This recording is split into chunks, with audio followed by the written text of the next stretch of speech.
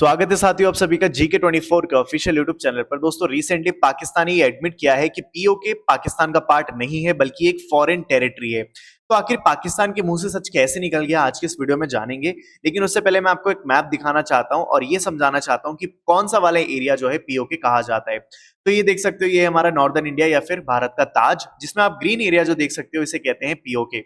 अब देखो ये पीओके जो है इलीगली ऑक्यूपाइड है पाकिस्तान के द्वारा, लेकिन इसके अंदर ना जम्मू का भी कुछ पोर्शन आता है।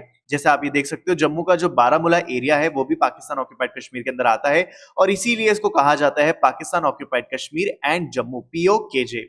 तो पाकिस्तान के द्वारा ये एडमिट किया गया कि पीओके जो है वो फॉरेन लैंड है। और कहां पे एडमिट किया इन्होंने? इस्लामाबाद हाई कोर्ट के अंदर। जैसे इन्होंने ये एडमिट किया तो ये पाकिस्तान के अंदर हेडलाइंस बन जाता है। अब ये कहानी शुरू कैसे होती है एक बार उसको समझते हैं। तो देखो रिसेंटली पाकिस्तान ने कश्मीरी पोएट और जर्नलिस्ट अहमद फरहाद शाह को जो है अरेस्ट कर लिया।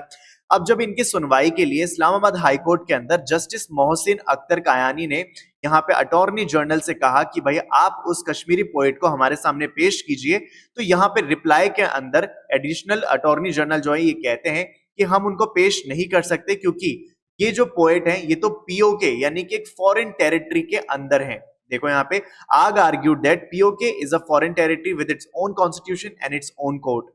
He reasoned that the judgment of Pakistan courts of POK appear as a judgment of the foreign court। यानी कि अगर हम POK के अंदर कोई कश्मीरी पोएट जो है अरेस्ट है तो हम उसके लिए कैसे जजमेंट सुना सकते हैं, क्योंकि उस जगह का तो खुद का एक कोर्ट है, खुद की एक गवर्नमेंट है और वहां का अगर हम जजमेंट सुनाएंगे तो it will be like judgement of foreign court, और वो हम कैसे कर सकते हैं। जब इन्होंने ये कहा तो यहाँ पे आर्ग्यूमेंट के अंदर जस्टिस कायानी ने बोला कि अगर सच में पीओके फॉरेन टेरिटरी है तो फिर आप पाकिस्तानी मिलिट्री, पाकिस्तानी रेंजर्स क्यों उनकी जमीन पे चले जाते हो, क्यों उनकी धरती पे जाते हो। The court went on to slam the Pakistan intelligence agencies for indulging in forceful abduction of people।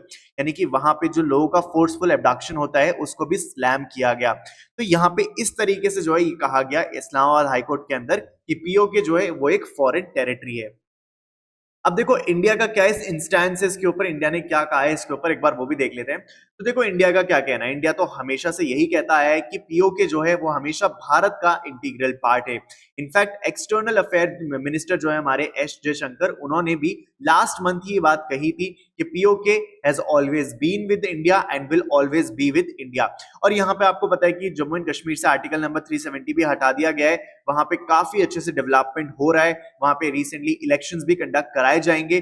तो ये सारी चीजें जो है देखी जा रही हैं। और यहाँ पे ये भी बोला गया कि देखो there are certain formats happening in PoK, the analysis of it very complex, but definitely I have no doubt that in my mind that someone living in POK is comparing their situation with someone living in Jammu and Kashmir।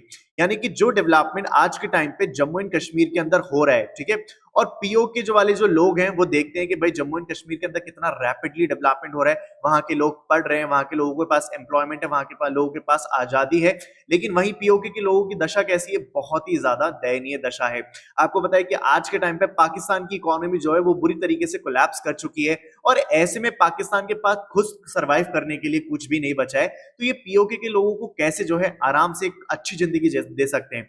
तो इसलिए Pakistan occupied Kashmir के लोग बिल्कुल नाखुश हैं और वो हमेशा अपनी जिंदगी जम्मू एंड कश्मीर में जो रह रहे लोग हैं उनसे कंपेयर करते हैं और इसीलिए हाई प्रोबेबिलिटी बताई जाती है कि यहाँ पे पीओके जल्द ही भारत के अंदर मर्ज होगा। और ऐसा हमारे external affair minister S Jaishankar और साथ ही अमित शाह यानी होम मिनिस्टर ने भी कहा है। अब चलो एक बार जानते हैं कि पाकिस्तान के कॉन्स्टिट्यूशन क्या कहता है इस पूरे मामले के ऊपर। तो पाकिस्तान के कॉन्स्टिट्यूशन का आर्टिकल नंबर 1 क्लॉज 2 ये बोलता है कि पाकिस्तान की टेरिटरी मिलकर बनती है बलूचिस्तान के प्रोविंस से, खिबर पख्तूनवाला प्रोविंस से, पंजाब और सिंध से। साथ ही ये लोग बोलते हैं कि कोई भी ऐसा स्टेट या रीजन जो कि अपने टेरिटरी में मिलाया है थ्रू एक्सेशन यानी कि कब्जा या फिर किसी भी दूसरे तरीके से, तो वो पाकिस्तान का माना जाएगा पार्ट। लेकिन इन्होंने कहीं पर भी ये नहीं बोला कि पीओके जो है या फिर ये आजाद कश्मीर है वो पाकिस्तान का माना जाएगा। इनके कॉन्स्टिट्यूशन में कहीं भी ये लिखा नहीं है। पाकिस्तान का जो कॉन्स्टिट्यूशन है ना वो सिर्फ आर्टिकल नंबर 257 में कश्मीर को मेंशन करता है और वो भी तब ये कहते हैं कि पीओके जो है वो तभी पाकिस्तान का माना जाएगा जब वहां के लोग जो हैं इस बात के लिए रेडी होंगे कि हाँ हम पाकिस्तान के साथ रहना चाहते हैं। तो अब सवाल ये आता है कि क्या पीओके के लोग पाकिस्तान के साथ रहना चाहते हैं? तो इसका आंसर भी देखो आपको रिसेंटली एक इंसिडेंट में मिल गया होगा जहां पे लोगों ने प्रोटेस्ट किया था पाकिस्तान के अंदर। यहाँ पे आप देख सकते हो PoK wants freedom from Pakistan. यहाँ पे लोगों ने प्रोटेस्ट किया था कि हमें पाकिस्तान के साथ नहीं रहना, हमें भारत का पार्ट बनना है, हमें भारत के साथ एसोसिएट होना है। तो ये जो है रीसेंट इंसिडेंट है जहां पे ये चीजें समझ में आती हैं कि इनफैक्ट जो वहां के लोग हैं पीओके के लोग वो भी ये चाहते हैं कि हम भारत के साथ मर्ज होके रहें।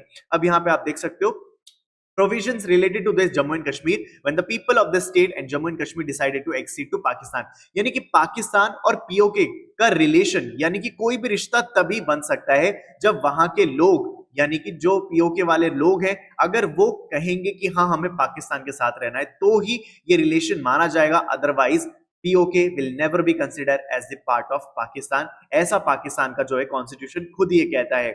और अब इन्होंने टेक्निकली बोल ही दिया है कि पाकिस्तान जो है POK जो है वो एक फॉरेन लैंड है। तो अभी पाकिस्तान के अंदर ये हेडलाइंस बनी हुई है। लेकिन देखो अभी हमारे इलेक्शन का कल रिजल्ट आएगा यानी कि 4 जून को हमारा रिजल्ट आएगा और उसके बाद देखा जाएगा कि क्या जो है हमारे आगे स्टेप्स लिए जाते हैं हमारी इंडियन गवर्नमेंट के द्वारा हमारे इस रीजन को फिर से भारत के अंदर मिलाने के लिए। तो बिल्कुल आई एम सो एक्साइटेड कि हमारे भारत का पार्ट फिर से भारत में मिल जाएगा और हमारा भारत फिर से कुछ इस तरीके का दिखने लगेगा। यहाँ पे आप देख सकते हो कि किस तरीके से हमारे भारत का जो है अलग अलग रीजन जो है यहाँ पे अलग मतलब इलीगली ऑक्यूपाई कर लिया गया। यहाँ पे अक्साई चीन जो है चाइना के द्वारा ऑक्यूपाई कर लिया गया, यहाँ पे पाकिस्तान ने पीओके बना लिया। तो ये चीजें बहुत बहुत ज्यादा दुख देती है being an Indian and I hope कि जल्दी से चीजें जो है सुधरे और ये वाला रीजन जो है पीओके वाला ये वापस से भारत के अंदर मिल जाए। तो खैर आप अपने व्यूज और ओपिनियंस मेरे साथ जरूर साझा करना कि क्या आप भी मेरी तरह सोचते हैं या फिर आपका कुछ और कहना है। जो भी है आप मुझे कमेंट सेक्शन में लिख के जरूर बताना और अगर वीडियो अच्छी लगी है तो सब्सक्राइब करके जरूर जाना। और अगर आप किसी एग्जाम की तैयारी कर रहे हैं दोस्तों तो मैं आपके लिए लेकर आया हूं 2 बहुत ही शानदार एप्लीकेशन, जिसमें से एक है वोकैब 24 एंड दूसरा है जीके 24। ये दोनों ही एप्लीकेशन आपको हेल्प करते हैं आपकी वोकैब यानी कि इंग्लिश की प्रिपरेशन और जीके जीएस करंट अफेयर की प्रिपरेशंस को और ज्यादा मजबूत बनाने के लिए। तो इन दोनों ही एप्लीकेशन के लिंक जो है वो डिस्क्रिप्शन में मैंने दे रखे हैं, वहां से जाके डाउनलोड करो, ज्यादा से ज्यादा अपने दोस्तों के साथ शेयर करो और अपनी तैयारी को और स्ट्रांग बनाओ, जल्दी से सिलेक्शन वलेक्शन लो और मुझे खुशखबरी दो। तो चलो मिलते हैं फिर अगली वीडियो में। Till then stay happy and stay connected with GK 24।